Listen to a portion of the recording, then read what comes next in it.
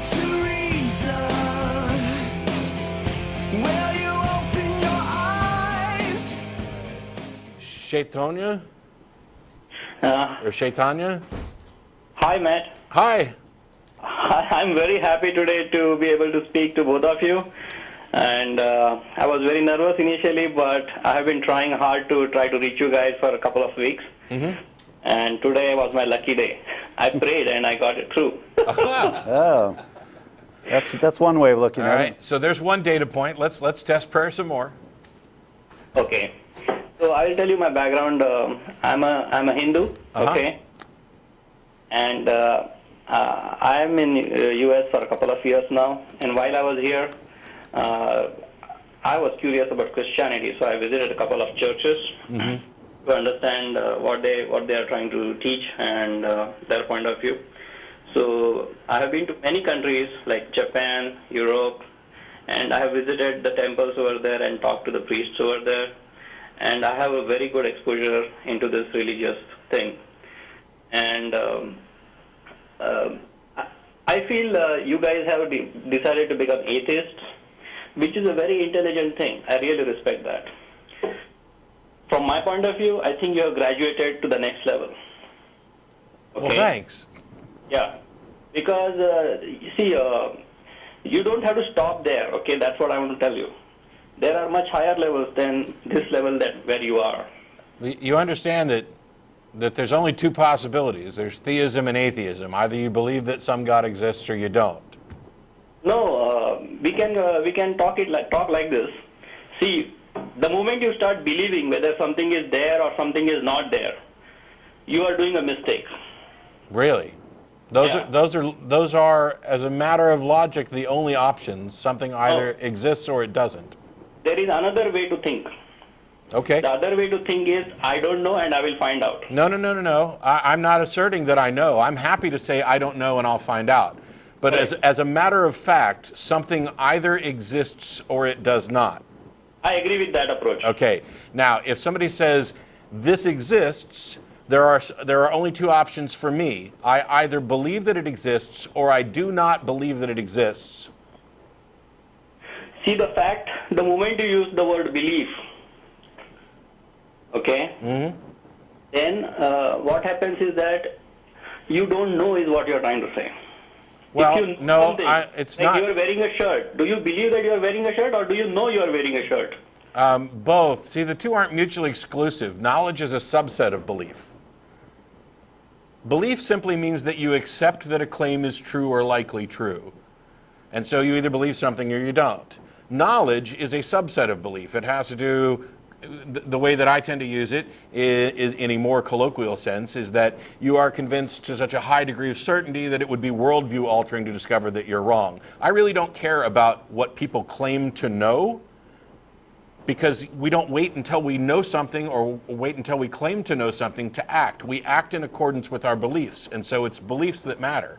It doesn't matter whether I know that I'm wearing a shirt or believe that I'm wearing a shirt, because, first of all, they're not mutually exclusive. I don't have to reach the point of knowledge for my belief that I'm wearing a shirt to impact my worldview. It's already part of my worldview. See, the point I'm trying to make is that, okay, is if you know that you're wearing a shirt, there is no need to believe it. You can't avoid it. If you know it, you also believe it. Like, for example, when we say that there is sun in the sky, we don't have to believe in sun, right? We know it's there. But we still believe it. Are you saying you don't believe it? If those are the only two options, you either believe or you don't, right? I mean, okay, let's get ahead from this point. I think you understand what I'm trying to say, and I also understand what you are trying to say, okay? I'm not so really sure, but well, go ahead. Okay. So basically, see, even in Hinduism, there are various levels, okay, where people believe in deities and they pray to the deities. Just like in any other religion, Christianity, they believe in certain form of God and they pray to them, okay? But later on, what happens, after a lot of struggle, once a person's maturity or experience grows, he starts asking questions like all the atheists ask, right? And they are not satisfied with the answers that they get. So that is a qualification criteria to go to the next level, actually. I don't understand what you mean by levels, but okay. Levels like, for example, you qualified to this level of atheism. There's no level of atheism. There's no level of atheism. It's a binary thing. You're either an atheist or you're not. The only way to be a bad atheist is to believe in a God. Okay, try what I'm trying to say, okay? I try to understand what I'm saying. I'm saying that before you believed in something, okay, but then later on your intellect, your intelligence started growing, and then you started questioning, and then you could not find reasonable answers, logical answers to your questions. Then you stopped believing that thing, okay? Believing what thing? Whatever God concept you had. Well, I, for example, never had a God belief. So how does that fit in with your concept of levels? Okay, what I'm trying to say is that as a person, like when you were children, you know, many people believe in Santa Claus. But after a certain level, they stop believing in Santa Claus because they know it's stupid. Okay. Okay. Okay, so that is the level I'm talking about. Okay. So every one of us are going through different levels in our life of understanding or maturity. Okay. Just like our body grows, our understanding or intellect also grows.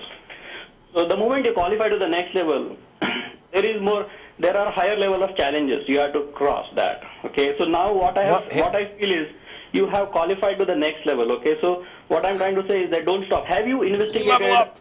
Have you investigated about meditation and different techniques of meditation or yoga? Sure, but what the hell does that have to do with the question? The question is, does a God exist? See, the problem in Hinduism is that we don't start the question whether the God exists or not. Okay. That is not the approach we take. God, we don't even start discussing about God. Okay? Well, see, as atheists, our position is about the God question. So if you're not going to address that question, I don't know what the hell that has to do with atheism. Actually, what I'm trying to say is that the God question will be answered at the end. Okay? So you think you can answer the God question? First, we have to answer who are we? Who am I? Who are you? We have to start where we stand. If we don't know who we are, your name is Matt, okay? It is a name given to you by your parents, but who are you really? We have to go on asking those questions to ourselves, and through meditation you can get those answers. Yeah, see, first of all, I'm interested in reality. Yeah. Now, I'm giving you reality.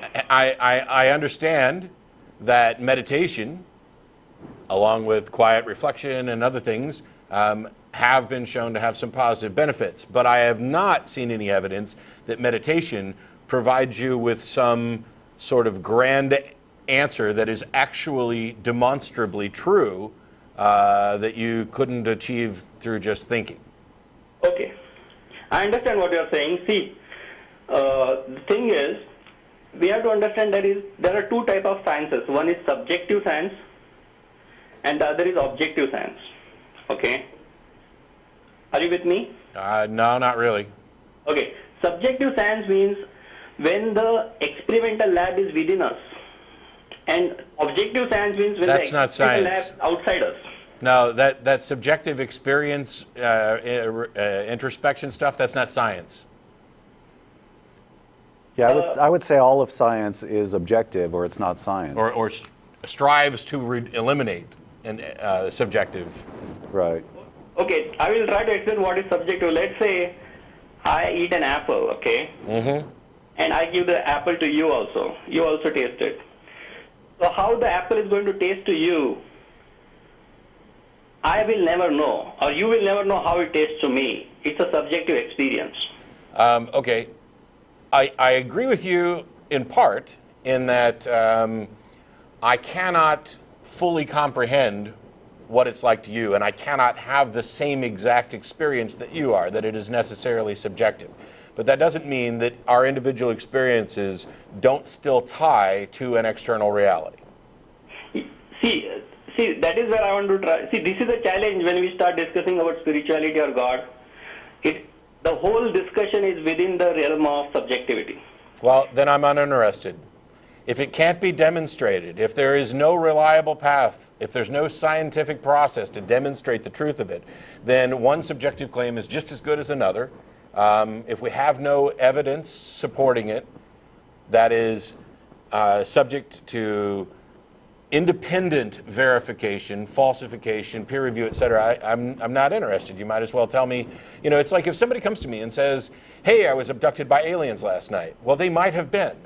But if we have absolutely no way to verify it, and there is no supporting evidence that even the kind of thing that they're talking about is actually true, then we can't be justified in claiming that their story is true. And so their story is irrelevant to me. I mean, apart from telling me something about them. Okay, I understand what you're trying to say, but let's say if I give you a process, let's say there are 10 steps in the process, and if I ask you, okay, if you walk these 10 steps, okay, and then you will go through that experience, what would you say? Well, I don't know. See, it's a science, okay? It's an inner science, but. What? I'm sorry, what? It is a science. But Okay. it is a different. See, this No, is no, no. what- You're saying. You are stopping at the objective level science, okay? Yes. You are stopping at the objective level science, and that is what I'm trying to challenge you, that don't stop there. Okay? Well, I'm sorry, but if we don't stop there, then we haven't got any viable pathway to distinguish truth from fantasy. So let's say we document the process. There are 10 steps. Let's say I'm proposing 10 steps, A, B, C, D, E, F, G, whatever, okay? And I'm telling 100 people to follow it, okay? Mm-hmm. And then they will reach to a certain level of tranquility within themselves. How did you measure a level of tranquility within themselves?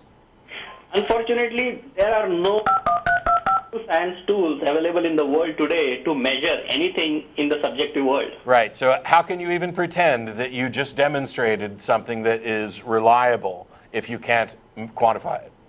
Okay, Matt, tell me one thing in your life. Have you ever met anybody who was able to demonstrate certain superhuman capabilities? What do you mean by superhuman? I mean, because Michael Jordan may be considered superhuman. He's certainly better than the average or even the exceptional human being at a particular thing. Like now, I'm not talking of someone who is able to lift, let's say, 400 kilos of weight versus you are able to lift only 100 kilos of weight. I'm not saying that. Okay. What I'm trying to say is that, which is humanly impossible, something like to be able to read something from your past, okay, just by looking at you, or to be able to exactly tell, just by looking at a picture of a person, what that person, everything about that person. Have you ever met such people? No, and anybody who could actually do that could win $1 million from the James Randi Educational Foundation. So far, nobody's been able to do that in any sort of testable, demonstrable fashion. Actually, I have a couple of people who are able to do that, and I investigated the James Randi Foundation, but I found that they are not acknowledging or respecting certain claims, okay? Because the only claims that, well, I won't say the only ones. There are claims that they don't test. Things like people claiming that they can jump off a building and fly, because if they decided to test that, they would potentially be liable for that idiot dying. Yeah, correct. I agree with you. So there is nothing such sort of danger in that. I know, okay? Yeah, but so, if you're talking about, if you know somebody who can look at a picture and tell you everything about a person, that's something that the James Randi Educational Foundation would most definitely test. And I will tell you that I know many people like that, okay? And with my personal own experience, I have tested that. Okay? Well, you could present one and to the JREF and have them tested. Why don't you do that? I will tell you, I have sent them like emails almost every month, and I have not received any response from them, okay?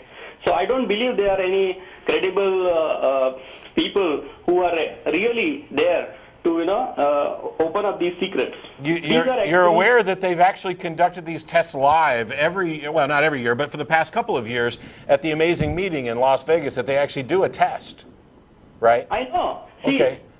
There could be two agendas of that James Randi thing. What it could be is to, there are many people who are cheats also. To expose the cheats, that could be one agenda, okay? But they would not touch the genuine guys. That's okay. I tell you what, I don't have $1 million. Yep. But you send me an email describing in detail exactly what it is that this superhuman thing that you have somebody that can do. And if in fact I agree that this is superhuman and something that would be deserving of the JREF, not only will I contact them and see if they would be willing to test it, but we'll talk about maybe setting up a test protocol where maybe they could get $1,000. But even outside of all of that, why in the hell has no scientific journal tested and demonstrated that these guys can do something miraculous? If you want to look, there are many scientific journals who are testing. Like, for example, I'll give you a simple example. You can look in the YouTube itself, okay? No, YouTube. I'm not going to go looking at YouTube. No. Okay, go ahead. I'm going to tell you just one example. Hear me out. There is one guy, okay, who has not eaten food for many years. Bullshit. Do you believe this is possible? No, I actually, not only do I not believe that it's possible, I am utterly convinced that it is a lie. These supposed sun eaters have been tested, and they are liars. Now, that doesn't mean they're all liars. Maybe you found somebody who actually can exist without eating. But until they're tested under strict conditions, you can't claim that it's true. And the fact that you would point to YouTube and say, look, here's a video about a guy who claims he hasn't eaten anything in years. I mean, that's just nonsense. Come on, I'm trying to tell you that there are further examples and we can personally go and investigate. What is the big deal? I can't investigate whether or not somebody has eaten in the past 3 years, but what I can do is lock them in a room without food and see how long they last. And no wonder the JREF doesn't want to test your absolutely preposterous claim. You started off by talking about somebody who could look at pictures and tell you about people. And now, as your prime example, you want to go to a test that is harmful. Why? I'm ready for that kind of challenge that I will take you to those people. I don't want to go to somebody who claims they haven't That eaten. is the problem. No. The problem. You're running away. You're scared to face the truth. I'm scared. Would you let me finish the sentence? What I was saying was I don't want to go see those people who claim they haven't eaten because going to see them can prove nothing. Why? Going to see someone who claims that they haven't eaten in years proves nothing. Do you know how long you'd have to sit with somebody and guard them to make sure that they weren't eating? Do you have any idea what that entails? Okay, scientifically I'll tell you, it takes 45 days for a man to die without food. Okay? So how do these people demonstrate that they haven't had food in 3 years or whatever? No, you don't have to stay there, stick around for 3 years. I'm saying just stick around for 60 days. See, that is the reason. See, you have to be equally passionate to find out the truth. They are ready to test themselves. But how can you tell? How can you tell from a YouTube video? That doesn't sound fair, no? How can you tell by watching a YouTube video that this person didn't eat for even 45 days? I'm not saying that. Have you ever sat with any of them for 60 plus days?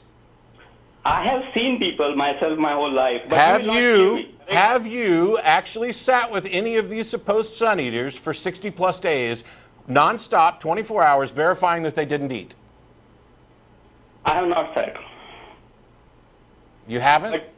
I have not said, but we have to give them the benefit of doubt. No, we don't. You don't give the benefit of the doubt on claims about not eating food. Are you going to give somebody the benefit of the doubt when they claim that they can fly? Listen, we have to give them the benefit of doubt because we have to go there and test them. No, I'm not the one running away here. You're the one running away. You're running away by giving them the benefit of the doubt. You found something and you're willing to just go ahead and accept it at face value. And I'm sorry, but I'm a scientific guy. You are not scientific.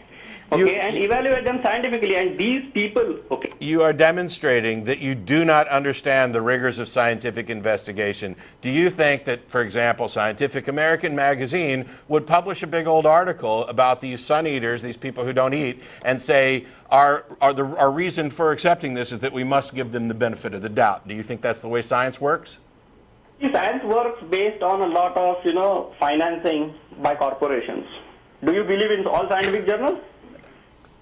We're done. Thanks so much for calling in. No, listen. No, we're done. I was actually going to do something kind of fun today, and I'm sorry, I want to make sure you get in on this too, which was to have everybody in the studio audience kind of like get a card, And when they reached the point at which they would hang up on the collar, they would just hold it up. And then when I saw enough of these, that would determine. And I wouldn't hang up before I saw enough of them, but I forgot to hand out the cards. Science doesn't work that way, does it, John? No, it doesn't. And you know, as soon as he said give them the benefit of the doubt on some claim they make, you're already outside the realm of science there. Science is demonstrating. You don't give anything the benefit of the doubt in science. Yeah. I mean, the benefit of the doubt is something that we would call faith and gullibility. It's one of those things where you can actually test those people. You could probably come up with a somewhat safe scientific protocol. But yeah, these people who claim that they don't eat, you would have to lock them up in a room and monitor them 24/7 to make sure that nobody was sneaking them any food. You'd have to monitor their health conditions. And there's a number of different ways that they could potentially cheat. One of the things is when scientists go and investigate this, they need to have people who are experts in fooling people involved in setting up the test protocols, which is why the James Randi Educational Foundation is run by magicians. And magicians are involved in, as far as I can tell, every test protocol they've ever set up, because that's where the expertise is in fooling people. It's just, I hear these things, these amazing things, and when we go, on the occasions when we investigate this, it's kind of silly that, you know, pretend like we're not willing to investigate them. If somebody makes this amazing, miraculous claim, dowsing, we've tested dowsers over and over and over again. Will we ever reach a point where we've tested dowsers enough that we don't have to test them anymore? Well, as a rule, in the broad-based scientific pursuit of truth, no, we'll never reach that point, because it's possible that somebody could develop a dowsing talent or ability that's paranormal, and they could pass. There might be somebody who could pass. But when it comes to determining how we're going to spend our time, I'm pretty sure we don't really need to waste time testing dowsers anymore. At least anybody who wants to be tested and verified should have to pass some preliminary tests that don't waste the time of the people who are busy trying to do things like, I don't know, cure cancer. I talk to the dead. Great. When they talk back and you can prove it, then we'll have something to talk about.